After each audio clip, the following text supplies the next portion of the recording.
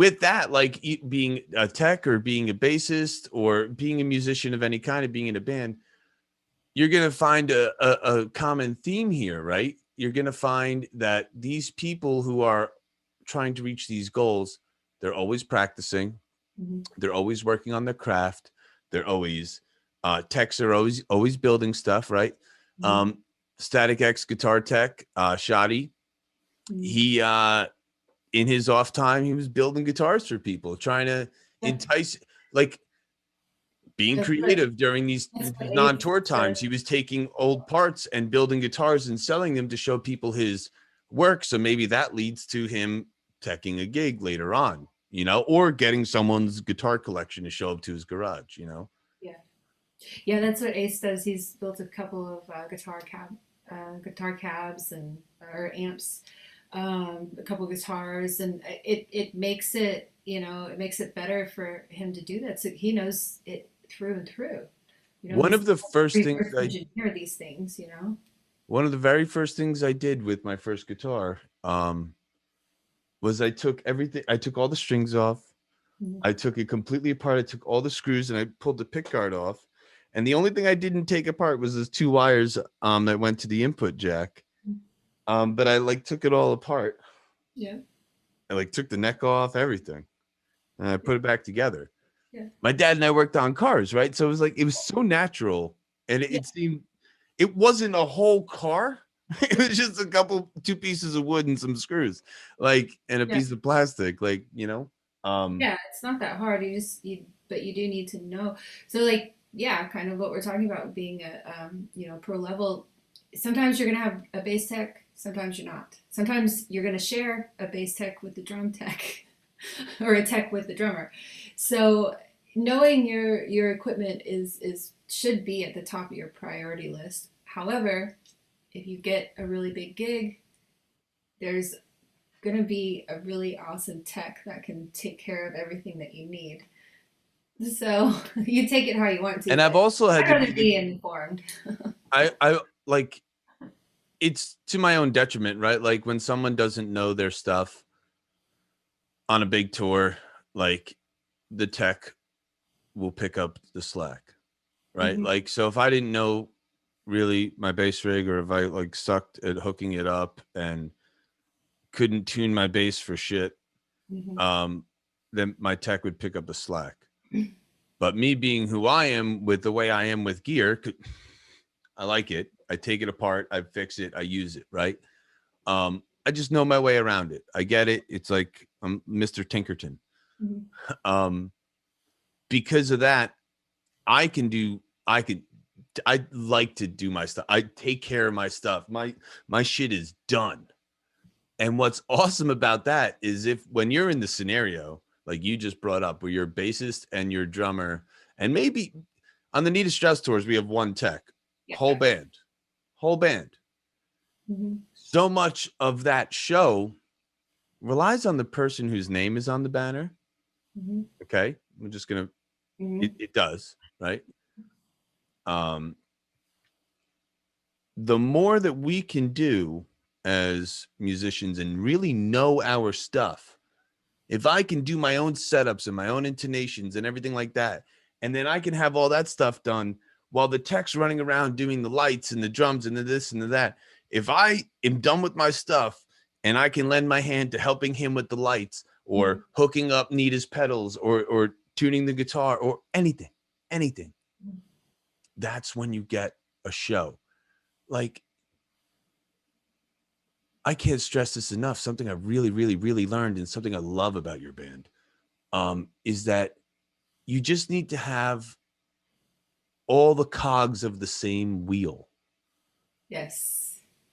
right? You just need to all be cogs on the same wheel. Yeah. You are working for a new artist, let's say bassist, because this is a bass thing. Mhm. Um, when you go to maybe like dial in their sound, or you dial in, you know, something that, you know, whatever you feel like is their sound, what do you do first? Like, what do you, when you walk up to a new rig, what do you do? I try and figure out what the last person did. Okay. You know, I try and make, when I come into something, you know, it's not really my job unless I'm asked to like invent tones. Mhm. It does happen, but like on a new gig, I want the artist to not realize. I mean, unless the old guy sucked and he wants a new guy, Mhm. which okay, whatever. But Yeah. I want it to be as seamless as possible. I want it to be, I try and turn things on and see if everything turns on and sounds like it's supposed to, and Mhm. then adjust from there. Mhm. Um, I don't, because there's so many ways to build a tone and so many approaches to it. uh, I don't like to start from ground zero and try and like duplicate something, because there's just so many ways to go about it. Like, uh, not to go back into guitars, but Slash has this really famous amp that, Marshall recreated. And, and I got the recreation and I got the real amp out and I dialed it in. And I was like, this thing sounds fucking weird as hell. Yeah. And then finally, Adam Day came up to me one day and he said, "Yeah, that amp's weird as shit, dude. You got to dial it in all of this, none of that, and stick it through one of these things to get that tone." I never would have thought of that. Yeah. So there's so many ways to like use one piece of gear, and Mhm. there's just so many variables in there that I try and recreate. I try and take the pieces that are in front of me. Like sometimes I'll fill in for somebody and I won't know, you know, I will have to build a tone. I'll fly into like for a new band and rental gear. So like I'm getting cases, like I'm opening cases, Mhm. you know, and to try and recreate a sound I haven't heard before. Yeah. And you kind of go with like, how does this band sound to me? Mhm. But if you've only heard the record, then you don't, trying to recreate a record live isn't necessarily, you only have so many hours in the day, and then you only have the gear in front of you. Yeah. And so and I'll ask like whoever's there, like, your sound guy is going to be a big help, like especially, if they've had the same sound guy for a while. I'll set it up, dial it in what, I have sort of my default settings I'll use. Like if you hand me an amp, I'll put it where I think it's going to sound right, just based on my What knowledge of the band. what's And your what's your default setting for like a good bass sound that's not too one way or the other? basically any new piece of gear, if I don't know it, like, I mean, you just sort of like put everything at 5, and like especially EQ. Um, you know, you try and get a natural signal and then adjust from there, as opposed to like trying to, like, yeah, the idea with a, especially with a bass, is that if you start with a good sounding bass, then you don't have to do as much to it to try and fix it. um so you just sort of get the right levels and the right amount of thump and growl. And a lot, like, some people use two bass amps, like with Slash, with Todd we use two bass amps, like one's a little grittier and one's a little cleaner, so one kind of has that little bit of peaky distortion to it where you can kind of hear the notes, and the other amp has all that low end that Yeah. you feel. Yeah. Because that's sort of another thing, is that like the more distortion you have, the less, you know Feel. as you get into more distortion, you get into less low end and less feel, less, Yeah, those mids come up, and you want yeah, mids to cut through, but you don't want there to be so much mid and high that you don't get the actual bass feel. yeah, because you need that part that shakes people's shorts, that Yeah. that Yeah. turns that song into more than just a sound. It turns it into a feeling. Exactly.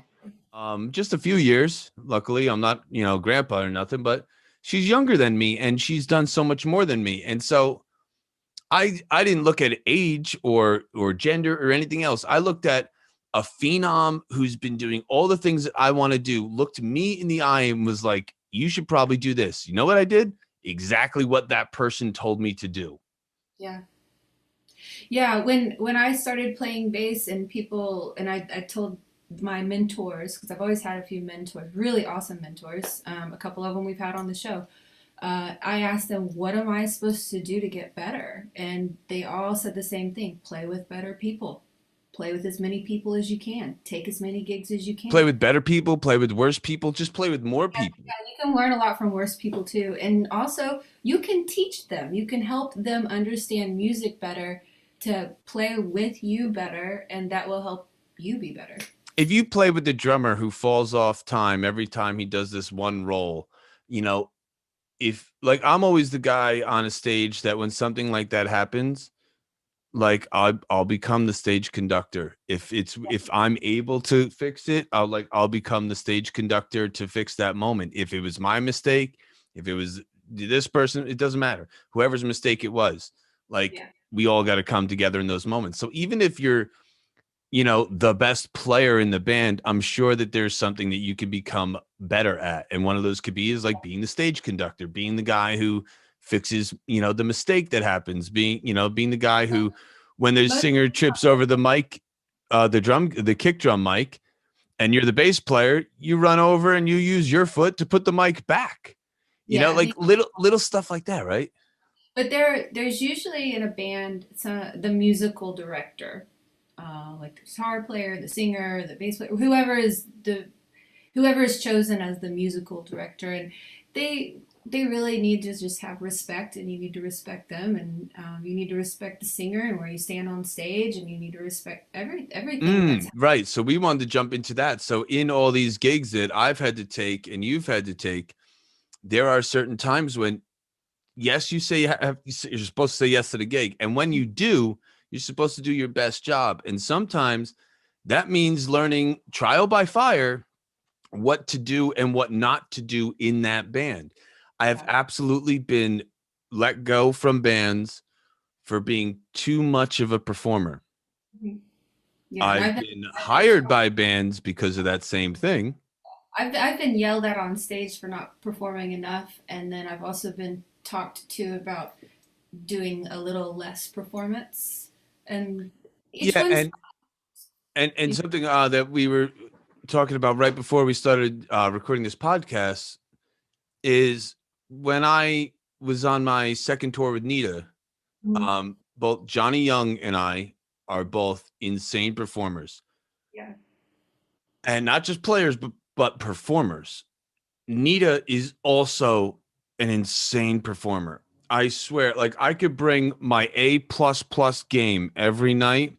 I would still feel like that chick outperformed me every single night. And it was a pleasure being next to her on stage, you know, and I'm sorry to all my past band members, but to finally feel that, to finally feel like I'm bringing everything I got, and you're still kicking my ass. Like I love that. I love that. I want to be put in.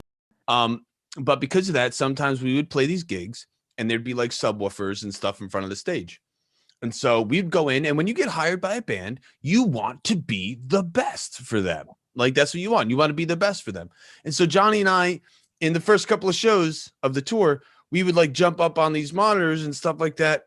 And Nita let us know, listen, when I play for Alice Cooper, Alice sets the line. And you had told me a similar story where you had a band where someone set the line like that. Can you explain that for people? Yeah, in Zepparella, because I was overperforming, because that's where I come from. I used to get yelled at on stage for not performing, and then in my second band, she couldn't really do anything while she's singing, so we're going crazy. And in my own band, I like that too. So I'm in this new band, and I really want to make a good performance. And one of our first tours is through Texas, and I really want to make sure I perform for my people. And I'm excited about it. And there's a bunch of like really awesome pictures of me just like real smiling and up there on the monitors and everything. But what happens is you don't want to steal the show either. And you want things from a person's perspective. When you're a crowd's perspective looking at the stage, you want everything to make sense, right? Right. So what Gretchen explained to me is, besides having her pedal board there at the front of the stage, she lets Anna establish the line. Anna's our singer, and that's the line. And we should at least stay 1 foot behind the line or right at behind the line. Given the stage approach. Given the stage, yeah. Yeah. But even just that little tiny bit of depth perception from the other side of the stage makes this show look more professional and put together. Also makes your singer look larger than life. Absolutely. And we got Yeah. a really pretty singer, so we have to make sure she looks. In the last few years, your rig has been something crazy. So you started off with like a sound gear and a Fender Rumble, and then slowly moved up. And now you got some sick stuff, man. You have a Dingwall bass, you have a Kemper. Yeah. Yep.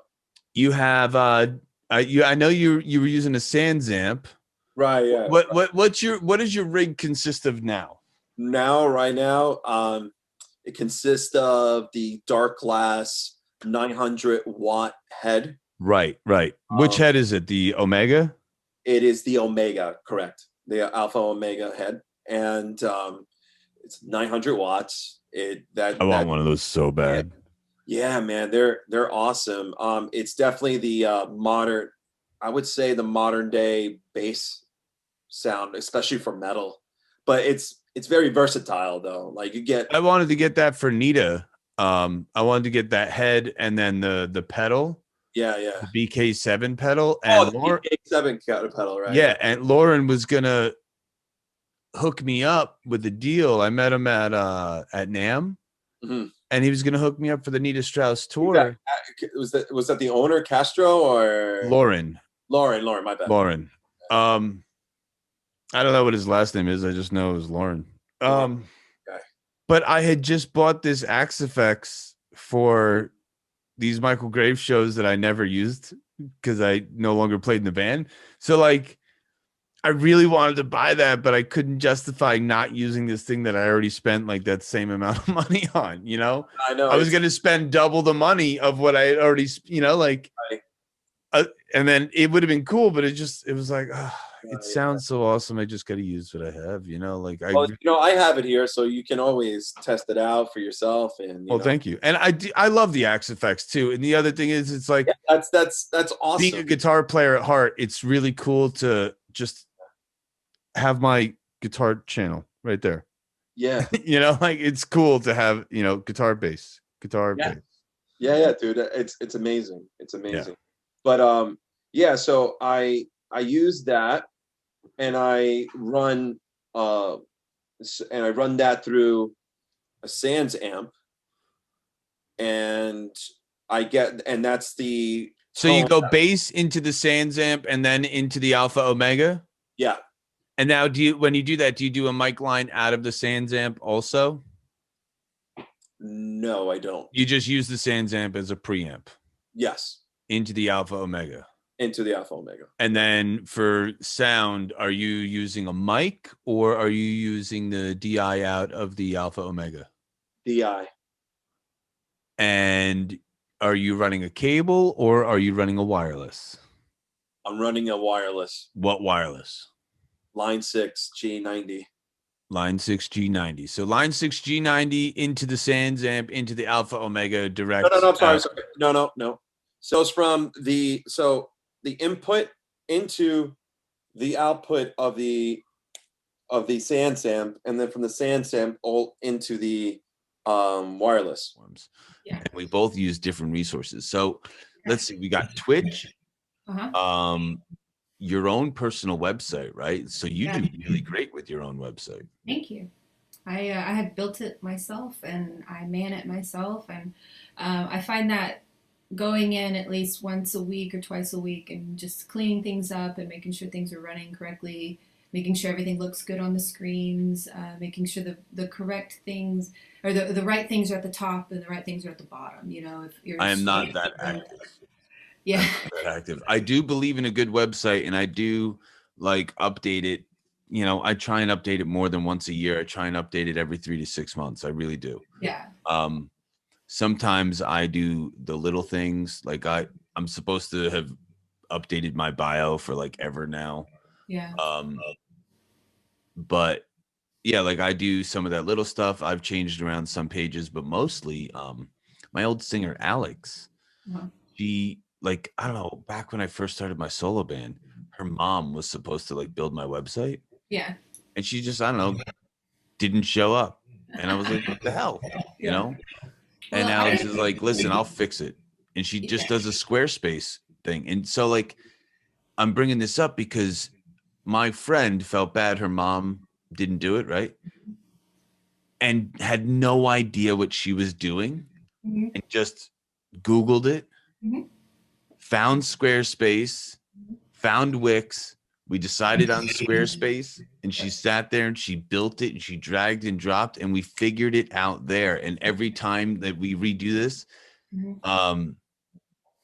we kind of like figure something else out, and like, and we learn more and more and more. But it's so It's not that easy. hard. It's not that hard. And there Wix is my favorite, and that's what I use my for my website. I use GoDaddy for the domain Me name, too. and then Wix. But you can still just use Wix for your domain name and your website. But Wix is so easy because it's like you really are just building everything that how you want it. And there's so many integrations in there to give you what you want. I sell merch off of there that people they'll pay for the merch, and then it's a drop shipping company that does it, and then they send it off, and so I don't have to deal with anything like we used to have all kinds of merch on hand. When somebody bought a t-shirt, you send it out, and it takes, you have to do all of this, which if you're not doing anything else it's fine, but if you're busy, it's kind of a hassle to go to the post office all the time. So these great merch companies, and That's where I'm the worst. DGC as well. If you order from the DGC website, my other company, Dead Group Clothing, you get it from a drop shipping company. We get the emails, we get everything. We make sure that the business is ran, correctly, but we don't touch the merch. It goes straight to them. So it's becoming so easy. And if you have a graphic designer or a graphic artist that can come in and give you a logo and give you kind of a look, can give you maybe something for your merch, then you can put it all together yourself and start your brand whenever you want to. What aspect of online promotions and resources have you relied on the most to grow awareness and strengthen your career? So you said social media, right? But there's more than just that. There's your website, there's Zoom, right? There's Skype, there's Discord, there's YouTube. These Mm-hmm. are all technically social medias, right?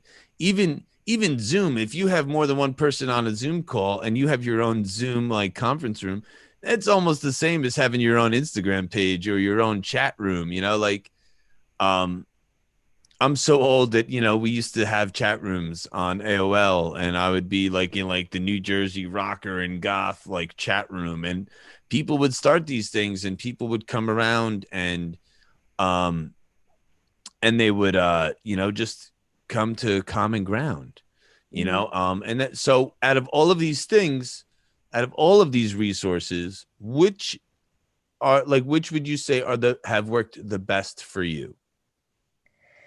Um, Honestly, I would probably say Zoom because you can do anything. Um, like I do interactive live streams on my Patreon, um, where it's just sometimes I'll have my guitarist on there too, and we can do a band Q&A. Um, Last week I played a song that I was in the middle of writing. It wasn't even finished. So Is they it can. the same one that I heard? No, that was just written in 22 minutes tonight, the one that you heard. So was Paranoid. So Yeah. was Paranoid. And then also I teach a few lessons per week also on Zoom. I do my school on Zoom. I would definitely say Zoom is very helpful for so many aspects. Shannon wanted to do interviews with stuff, and she was saying that she was having some issues, and I was like, you should get Zoom, and then record it on that, Hmm. because I think she was like trying to call people on Skype or whatever. Yeah. And I was like, listen, I'm gonna send you $15 back from your monthly lessons, and this month Zoom's on me. Trust me, you want it. Yeah. Because you and I did lessons online, way before the world was shut down, because I lived in New Jersey. I met you in North Carolina or South Carolina, right? Mhm. South? Yeah. Is Spartanburg, South Carolina? Yeah. My whole life, I've never gotten North and South Carolina right. I never get that right. Um, that's harder than New England clam chowder or Manhattan clam chowder. That's like I can figure those two out. Um, but yeah, so we did lessons and we used to do Skype, and then I was even trying Discord at one point. And then when I first moved out to LA, I was relying very heavily on Skype because I do stuff with an interface so you can hear everything with the fractal. And I'll tell you, Zoom, wow, dude. Like, I believe in it so much. The second that we all got locked up, it was and School of Rock found it. School of Rock, we were trying to use Google Hangouts for stuff, and it was like failing for our meetings. And then they like made these free Zoom accounts. I was like, oh my God, this is the most stable platform I've ever used in my entire life for this. Like, and like to the point where we were like teaching on Zoom, but still holding our meetings on Google Hangouts. And I was like, on Google Meet. And I'm like, guys, this sucks. Like, like I would log in and like my mic wouldn't work, or like, the captions wouldn't be there, or like, and so we switched everything to Zoom. Like, it's so awesome. And when did you start your Patreon page? Did you start that during quarantine? I did. I tried to do a Patreon sometime last year, I think. Um, and I spent 6 months with zero. So I took it down. I spent about 2 weeks trying to make it better, figuring out how I can actually make this a thing, what I'm going to post, how often. And I completely redesigned it. And now I have 10 patrons. And you know what? I'm pretty proud of that for now. You should be proud of that for now. But yeah, basically, if you're learning at a young age what intervals are, because you're not tone deaf. There's a very, very, very, very small select people, or a few people in the world that could actually be tone deaf, and it would be a medical thing.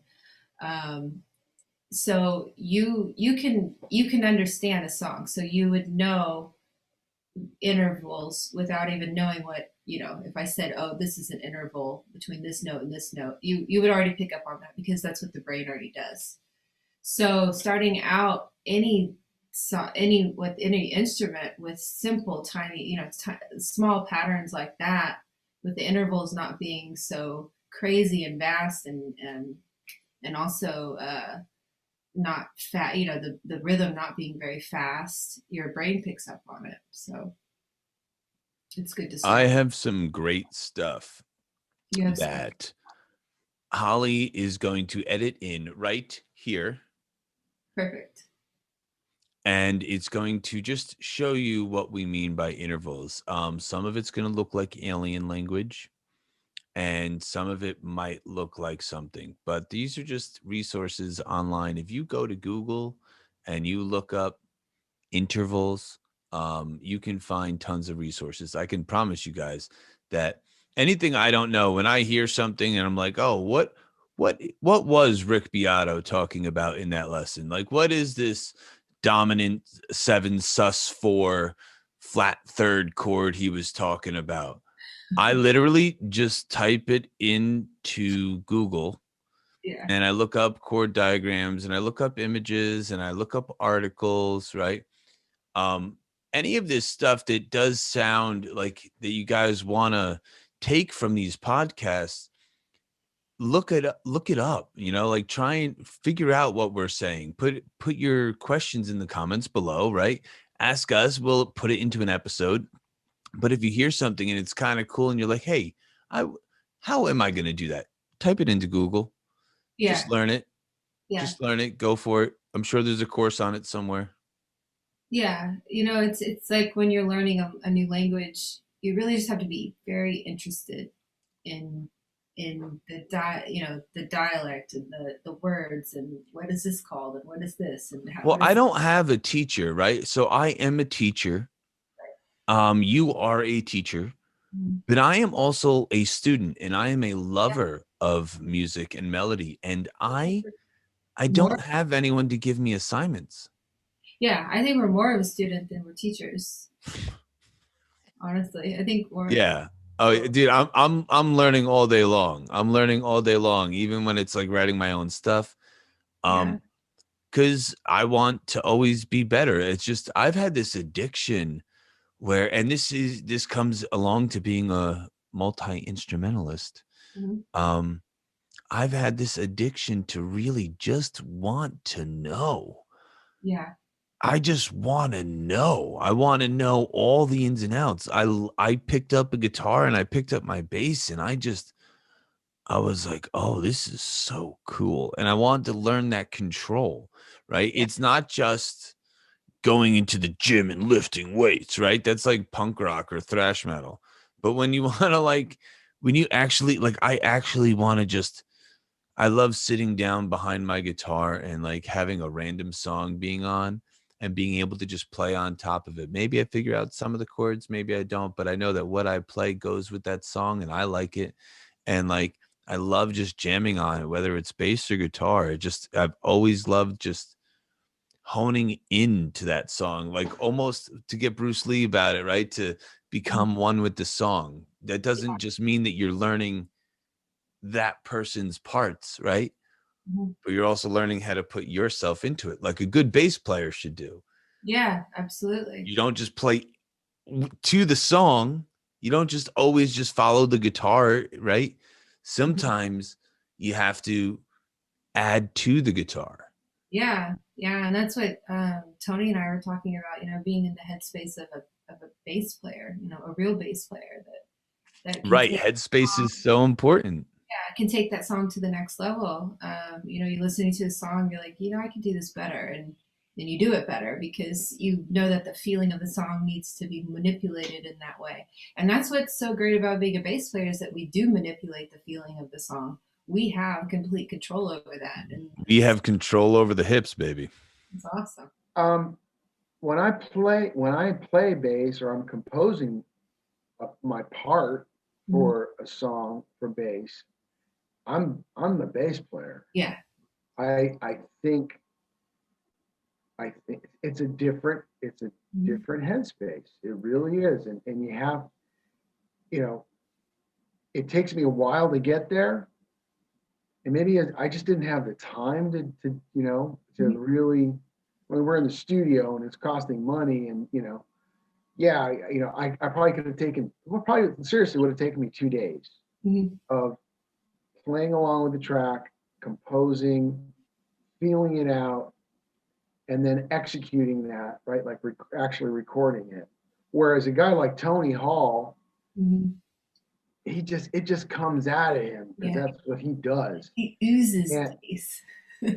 he just, you know, it's nothing for It's him. awesome. He's already in that headspace. Mhm. Um, I think I mean, I feel like there's a couple of tracks on my album because I played all the bass on my album except for Crazy, Mhm. and Tony did the bass track for the acoustic version of Sugar Bowl, Okay. um, which I ended up tracking over. We're going to use his track for the song, and then the song started evolving and getting heavier and more atmospheric and more Bridge of Sighs, Mhm. Robin Trower-ish kind of sound to it. And his approach just wasn't, it wasn't driving the song the way I wanted it to. So I said, oh, okay, now it's time for me. I mean, I can do that. Yeah. I know how to do that. Yeah. So now I'm playing that and um, yeah. So, there's a couple, there's another track that we did. We did a cover of, it's called The Grind. The grind. Yeah, the reason I can't remember is it never says the grind in the song anywhere. You know, Okay. it, it doesn't, but it's about having a real, a real job Uh-huh. and working for the man. Yes. But like that bass line, like that's a bass line. Mhm. Like I wrote that as a bassist, I think Mhm. should approach it. So, Yeah. it's a different headspace. I I like guys and girls that can put themselves in that headspace just instantaneously. Like, Yeah. the guy that plays with Jack Russell's Great White, Dan McNay. And I tease Dan because he has to play a lot of my stuff. Mhm. And he's and every once in a while he takes a little uh, uh, goes off on a tangent a little bit on some of the parts. And I always appreciate what he does. It doesn't bother me Mhm. as long as it's within in the spirit of the original track, right? So I always refer to Dan as Dan, the better bassist. McNay. He gets pissed. He gets pissed. Not pissed, but you know what I mean. Mhm. Because I do believe that. I believe he's got that. He's got that mindset. Mhm. It just comes out of him, just like Tony Hall. Just he's there. Yeah. It takes me a while to get there. Okay. It's the counterpoint. You know what I mean? Mhm. Of bass Mhm. to what the guitars are doing. Yep. So it's hard to be that other guy to yourself, especially when you're making your own record. Yes, but you can also make the funnel system work for you in this way. You start with, an advertisement on Instagram or Facebook, and then it takes the person to their website where they can find something like a t-shirt or a video or something, or maybe even not even something, a t-shirt, like a video or something else that they really enjoy. So then they subscribe to your website. Okay, that's already one thing that has helped you, right? So then you start giving them, weekly updates on what you're doing, and then all of a sudden they buy a T-shirt. That's another step in the funnel.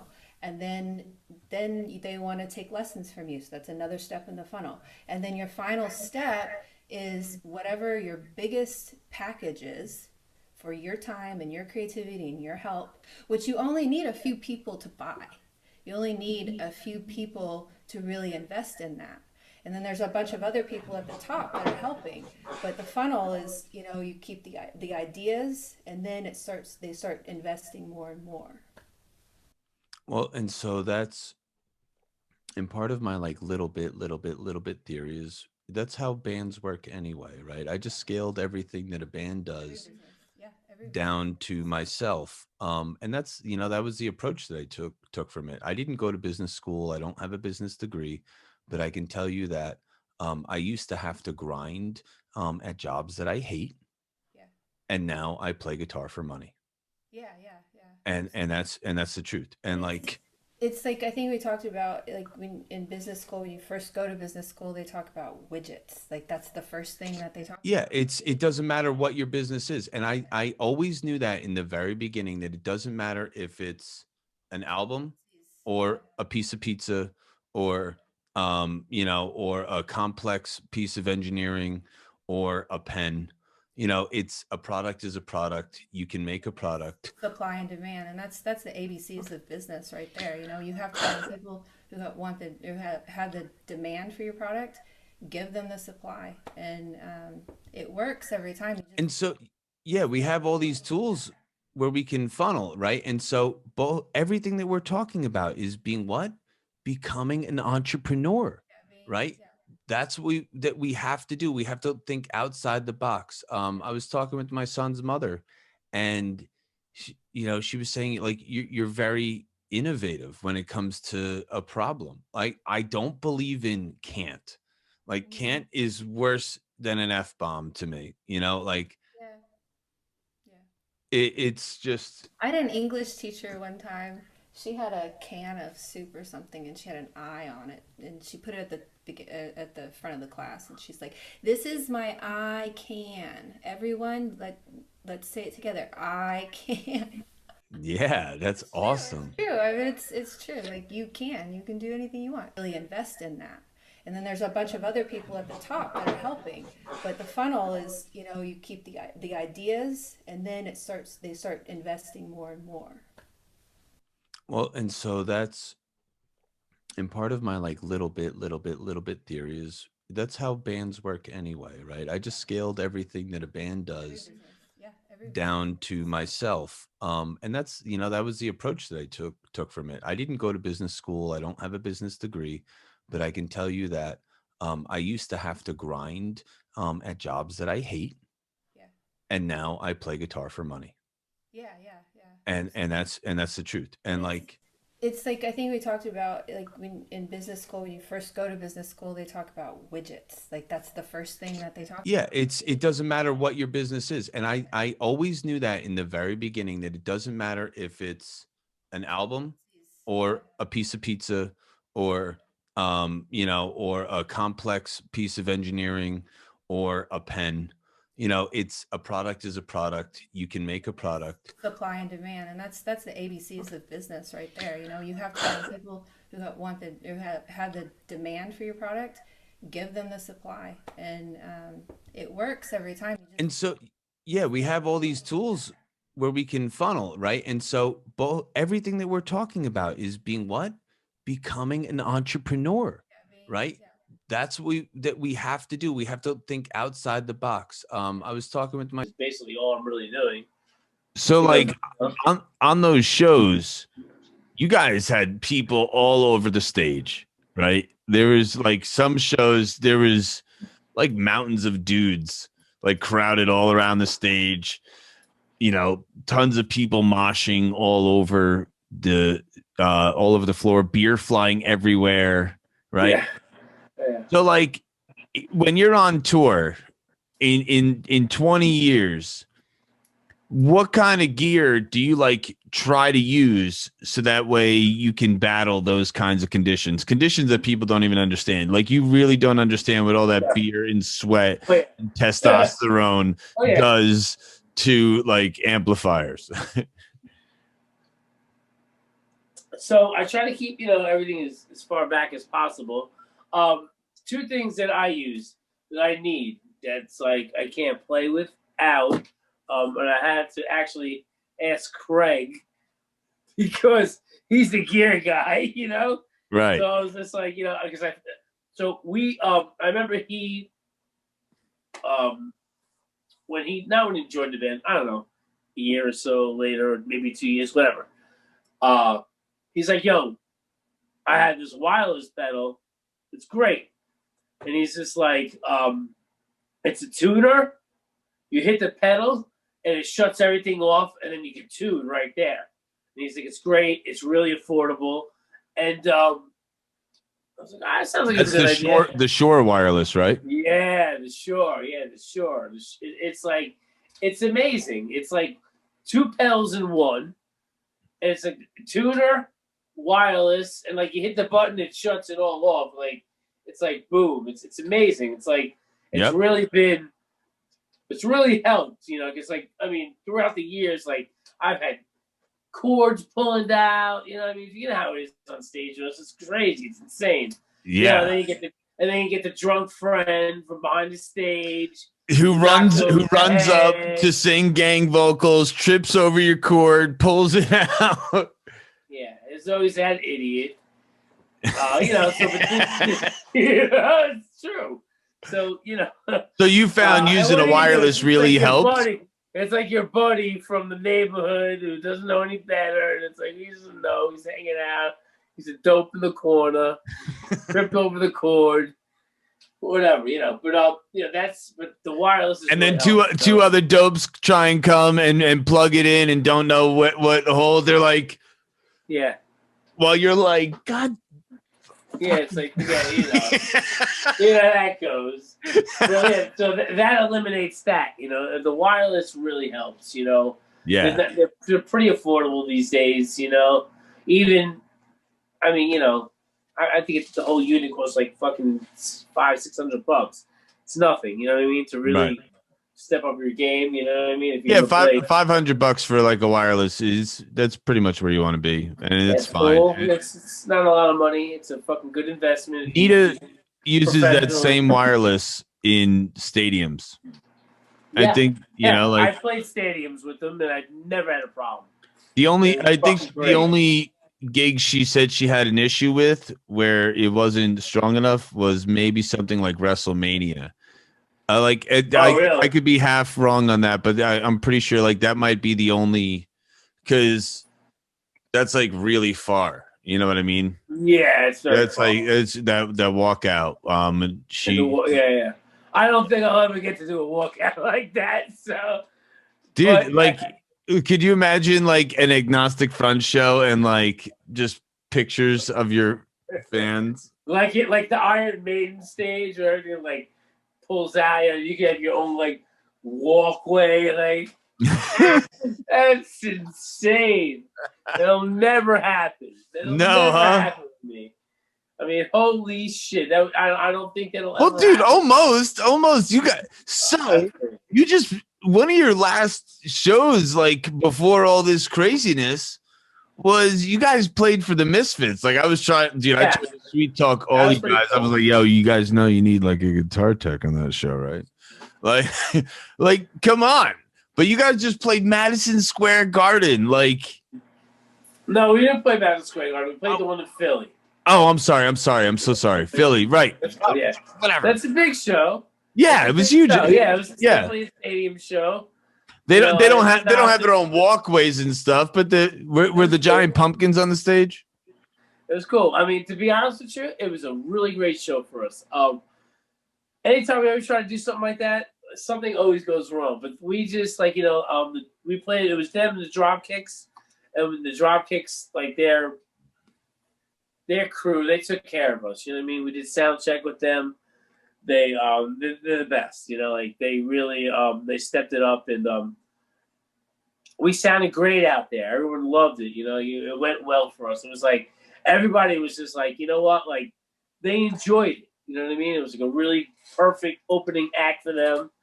A little hardcore, a little punk, a little, what we do. You know, they did pretty good with that. It. If you look at all the opening lineups of all those Misfits shows, they did it right. I think like in a lot of those shows, they put a lot of the right bands on. You know what I mean? They did the right thing, I think, with that. They did Rancid. They did Cro-Mags. Yeah, they did a lot. Yeah, Cro-Mags. They did Murphy's Law. They did. They actually. It was cool what they did because. And I feel they had to do that, you know what I mean, knowing where they came from. And they did. They did the right thing. It was really cool, respectful. They gave, like, the underground, like, the bands that they actually grew up with, and Suicidal, all these bands, they put them on. And it was pretty cool. It was a great thing, You got to respect the Misfits, It was really, it was awesome. It was really, really fucking cool. I mean, I've been on tour with Jerry, and Jerry's always been great. I never met Glenn or any of the other guys, but when I was checking for Prong after that tour with you guys in LA, that was the very first time that I was even in the same vicinity as Glenn Danzig, and it was so crazy. Like I was sitting there working on Tommy's guitars, and I like look over my shoulder. And it was like he was just like sitting at like the booth just like this. And I was just like, what? Yeah. Where the fuck is my life right now? It was at the Roxy. That was at the Roxy. Oh, yeah, at the Roxy. Yeah. Yeah. That was a fun night. But I saw the Misfits. Nights like that make me miss what we do. It's just nights like that. I mean, well, it's the memories. It's the memories, right? It's the moments. It's the spike, the endorphins, the love, the unity. Yeah, it's great. Just thinking back on that night, it was a really fun night. Like I miss nights like that. I really. It's tough to just think that, like, wow, are we gonna ever be able to like experience that again? Like we worked so hard all our lives and sacrificed so much you know, where like other people just fucking lived their day-to-day life, worked and had their family, and like people like, you know, people like us, like we sacrificed a lot, you know, and Right. to do and to give to people. I mean, you know, it's a purpose, you know what I mean? Like fucking, you know, it's like so many people come up to us and be like, yo, this song you wrote, you know, help me get through another day, or you know what I mean? Like people need this in their life. You know what I mean? Like it's nobody can just go to work, you know, come home to their family every day and not be able to go out and have some sort of an outlet. You know what I mean? Like Yeah. music is the